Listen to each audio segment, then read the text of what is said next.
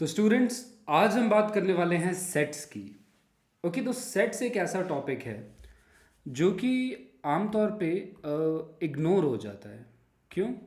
क्योंकि बहुत बार होता क्या है कि हम सोचते हैं कि यार ये तो बहुत ही मतलब इजी सा टॉपिक है या फिर बहुत बेसिक सा टॉपिक है। तो इसके पीछे रीज़न क्या है ना कि ये एक्चुअली उतना पुराना टॉपिक नहीं है जितना कि फॉर एग्जांपल अलजेब्रा है या फिर ज्योमेट्री है। तो हमें लगता है कि यार ये तो बहुत आसान है और मतलब इसमें क्या ही है, इसमें तो बस लिखना है। तो हाँ, वो बात सही है, एक्चुअली इसमें काफ़ी हद तक बस लिखना ही होता है। पर ये आपको एक फॉर्मल लैंग्वेज से इंट्रोड्यूस कराता है। हम बात कर रहे हैं यहाँ पे फॉर्मल मैथमेटिक्स की। खासकर अगर आप आगे जाके मैथ्स पढ़ोगे इंजीनियरिंग में या फिर कंप्यूटर साइंस में भी, तो आपको ये सारी चीज़ें जो हैं बहुत हेल्प करने वाली हैं लिखने में भी और सोचने में भी।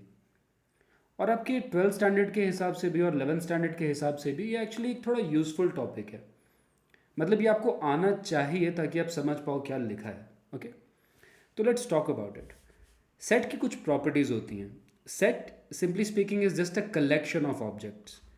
आसान भाषा में बोलें तो मतलब वो एक वस्तुओं का समूह है।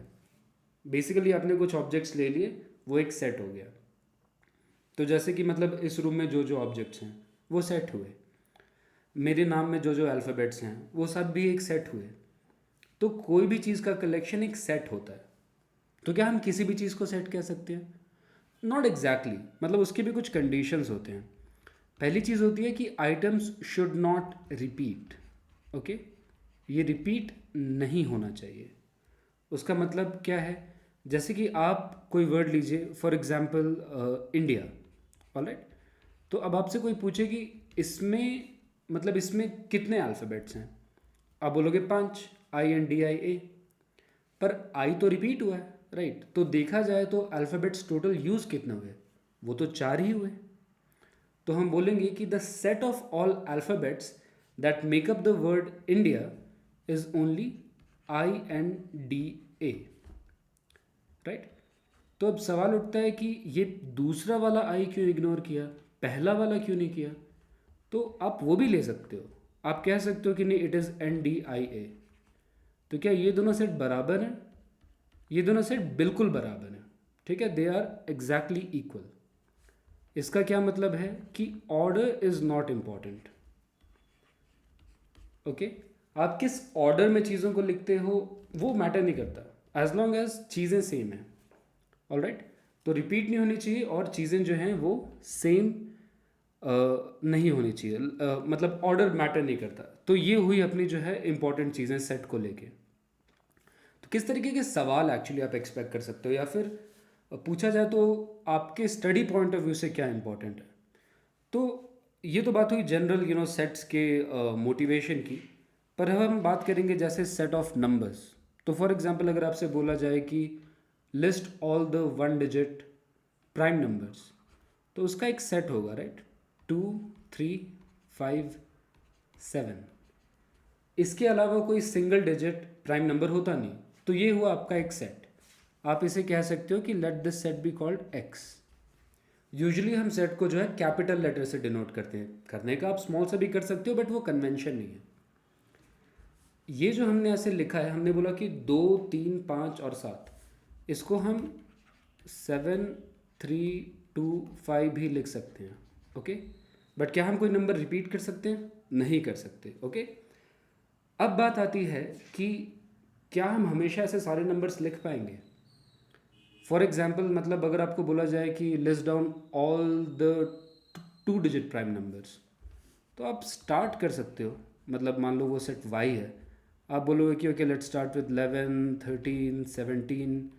पर ऐसे तो मतलब बहुत सारे आते जाएंगे, राइट? तो आप क्या कर सकते हो, आप 3 डॉट डाल सकते हो, डॉट डॉट डॉट, जिसको एलिप्सिस कहा जाता है। ओके, एलिप्सिस का मतलब है कि जितना दिख रहा है उससे ज़्यादा है, मतलब और भी आएंगे। तो अब क्या है कि इसमें कभी कभी क्लियर नहीं होता लोगों को कि मतलब यार ये 11, 13, 17, 19, ये मतलब पैटर्न क्या बन रहा है, राइट? तो ये दिक्कत होती है सेट को ऐसे लिखने में। इस नोटेशन को हम क्या कहते हैं? Roster notation. तो बेसिकली रोस्टर एक ऐसा चीज़ होता है जहाँ पे कि चीज़ों को आप लिख के रखते हो कि भाई मतलब ये। तो जहाँ पे भी चीज़ों को आप एक्सप्लिसिटली लिखते हो उसको आप एक तरीके से रोस्टर कहते हो। दूसरा एक नोटेशन होता है जो होता है सेट बिल्डर नोटेशन, जो कि ज़्यादा कॉमन है, ज़्यादा यूज़फुल है और ज़्यादा साइंटिफिक भी है एक तरीके से। मतलब आप इसको यूज़ करके चीज़ों को एक्सटेंड कर सकते हो, आप थियरम्स प्रूव कर सकते हो, आप थियरम्स डिसप्रूव कर सकते हो, मतलब बहुत सी चीज़ें आप कर सकते हो। तो इसको लिखने का क्या तरीका है, अगर आपको ये सेम चीज़ लिखनी होती इसमें सेट बिल्डर नोटेशन में, तो आप लिखते y इज इक्वल टू, फिर आप कोई एक एलिमेंट इंट्रोड्यूस करेंगे, वो छोटा y हो सकता है, छोटा m हो सकता है, फ़र्क नहीं पड़ता, आप कोई सा भी अल्फ़ाबेट यूज़ करते हो, और फिर आप उसकी प्रॉपर्टी लिखोगे, राइट। तो आप लिखोगे y is a 2 digit prime number.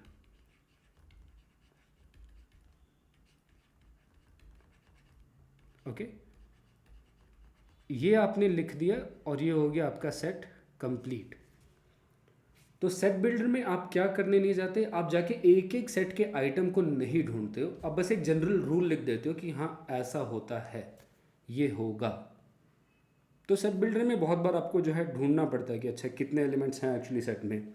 उसमें भी बात आती है कि कभी कभी आप सेट्स को मतलब काउंट कर सकते हो, कभी कभी उनके इन्फिनाइट नंबर्स होते हैं, राइट। अगर फॉर एग्जांपल जस्ट कह दिया जाए y is a prime number, अब प्राइम नंबर्स इन्फिनाइट है, राइट।